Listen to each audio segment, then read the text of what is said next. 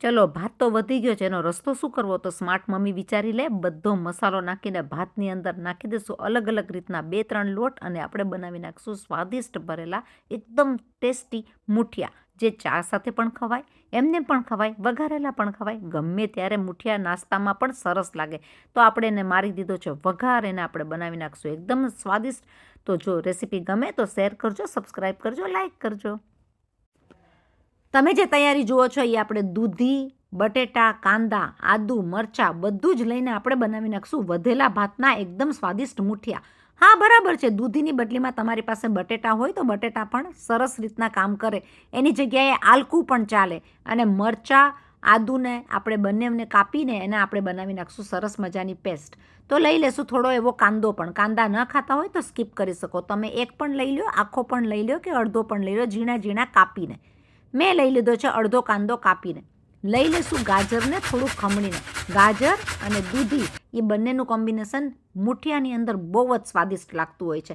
તો લાગે બહુ જ સરસ. થોડો મને થોડી ઘણી વસ્તુ યાદ આવી તો સાથે સાથે બીજા કામ પણ પતતા જાય. લઈ લેશું થોડા ધાણા એટલે કે કોથમીરને કાપીને.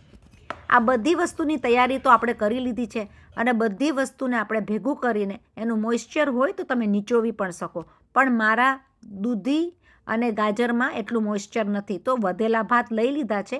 બનાવેલા હતા, ખવાણા નથી, તો વધેલા ભાતને કંઈક તો સેટ કરવું. સ્માર્ટ મમ્મી કંઈ પણ કરશે.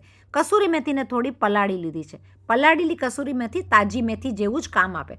મારી પાસે સ્ટીમર છે, એની અંદર લીંબુ નાખી દીધું છે જેથી કરીને કાળું ન થાય. આપણે થોડું ઓઇલનું ગ્રીસિંગ કરી નાખશું જેથી કરીને આપણા મુઠિયા સરસ રીતના નીકળી પણ જાય અને પાકી પણ જાય. નાનું એવું પાતળું કપડું જે હોય મલમલનું એ પાથરેલું હશે તો મુઠિયા એકદમ સરસ રીતના સ્ટીમમાં બફાઈ જશે.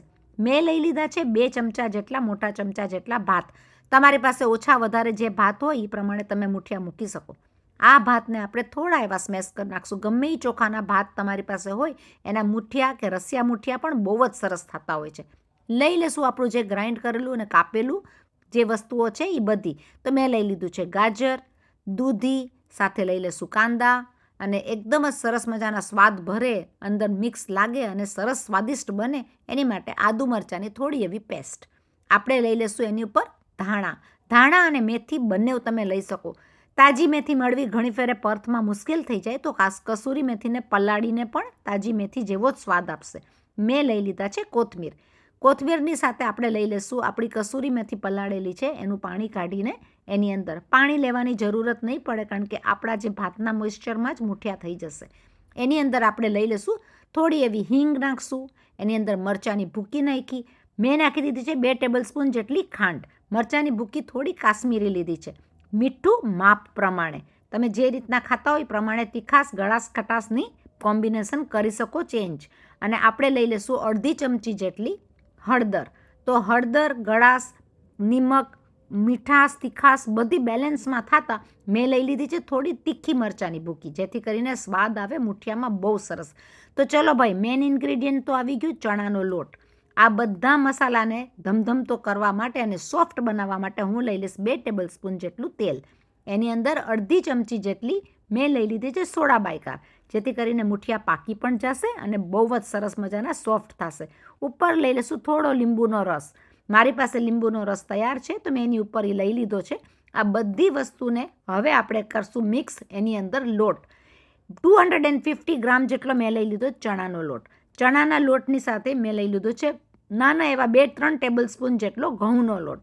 ઘઉંના લોટની સાથે ઘણા બધા બાજરાનો લોટ પણ એડ કરતા હોય છે, પણ મેં લઈ લીધો છે ચણાનો અને ઘઉંનો લોટ.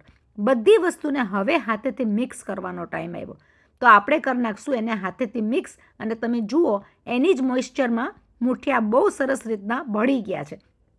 ચાખીને જોઈ લેશું કે કેવો સ્વાદ થયો છે. કંઈ ઓછું વધતું હોય તો આપણે એડ પણ કરી શકીએ, પણ બરાબર મસાલો થઈ ગયો છે.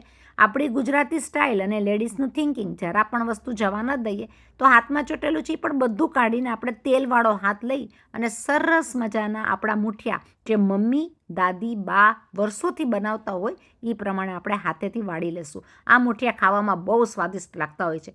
ચા સાથે ખાઓ કે તમે એમનેમ ખાઓ, સવારના ખાઓ તો પણ સરસ મજાના લાગે. તો આપણા સ્ટીમરની અંદર એક પછી એક મુઠિયા બધા ગોઠવાતા જશે. થોડો એવો તેલવાળો હાથ લેશું તો આપણા મુઠિયા તરત જ પાકી જશે અને બહુ સરસ રીતના સોફ્ટ લાગશે. તો આ મુઠિયાને આ પ્રમાણે વાળવાના હોય છે. યાદ આવી ગઈ ને તમારા મમ્મીની, બાની, દાદીની જે જૂના રીતથી મુઠિયા બનતા, અને આ ખાવાની તો જે મજા આવે એ ચા સાથે પણ આવે, વઘારેલા મુઠિયા પણ આવે, અને તમે ગરમ ગરમ ઉતરતા મુઠિયા લસણની ચટણી કે તીખી ચટણી, લીલી ચટણી સાથે પણ ખાઈ શકો. તો તપેલું તો આપણું તો બાઉલ તો થઈ ગયું ક્લિયર એકદમ. ચલો આને આપણે વીંટી લેશું કપડાને, અને સ્ટીમરની અંદર આપણે પાણી જે નાખ્યું હતું એ સ્ટીમની અંદર આપણા મુઠિયા તૈયાર થઈ જશે થોડીક વારની અંદર. એટલે કે 30 મિનિટ, અડધી કલાક તો તમારે મુઠિયાને પકાવવા જ પડે મીડિયમ તાપ ઉપર. તો આપણે સ્ટીમર મૂકી દીધું છે. બીજા સ્ટીમરની અંદર ઇડલી થાય છે, કારણ કે બધાની ફરમાઈશ છે થોડી ડિફરન્ટ. તો આપણે જોઈ જુઓ કેટલા સરસ મજાના મુઠિયા અડધી કલાકમાં આપણા પાકીને તૈયાર થઈ જાય. વચમાં ચેક કરવા માટે ચમચીથી લઈને જોશો, જો ચોટતું હશે એની અંદરનો લોટ તો હજી થોડા કાચા છે, આપણે એની અંદર પાણી એડ કરીને થોડા થવા દેશું. તો મુઠિયા તો થઈ ગયા છે 30 મિનિટ પછી રેડી. ઠંડા થઈ ગયા બાદ એને કાઢી લીધા છે બહાર, લીલી ચટણી સાથે, લાલ ચટણી સાથે કે ઉપર તેલ નાખીને પણ ખાવાની મજા બહુ જ આવે. મુઠિયા એટલે એકદમ સ્વાદિષ્ટ વાનગી છે જે ગુજરાતીઓમાં બહુ જ ફેમસ છે, પણ હવે તો બધી જ બાજુ બધાને ભાવે છે. મેં કાપી લીધા છે એને નાના નાના પીસીસમાં. કાપી લીધા બાદ આપણે તેલનો વઘાર લેશું, એને બનાવી નાખશું વઘારેલા મુઠિયા. તો સ્વાદમાં વધારો એની અંદર આપણે નાખી દઈશું અડધી ચમચી જેટલી રાઈ. રાઈની સાથે રાઈ જેવી તળતળ થશે એટલે આપણે એની અંદર લઈ લઈશું હિંગ. હિંગ અને રાઈનો જે વઘાર હશે એકદમ સરસ મજાનો થવા દેશું. થોડો કડક વઘાર હશે તો એની અંદર ખાવાની મજા બહુ આવે, કારણ કે આમાં તો આપણને જો જૂની યાદ હોય તો આપણે એમાં રાઈ પણ વીણી વીણીને ખાતા હોય, કારણ કે ખાવાની મજા બહુ આવે. એની ઉપર લઈ લઈશું તલ.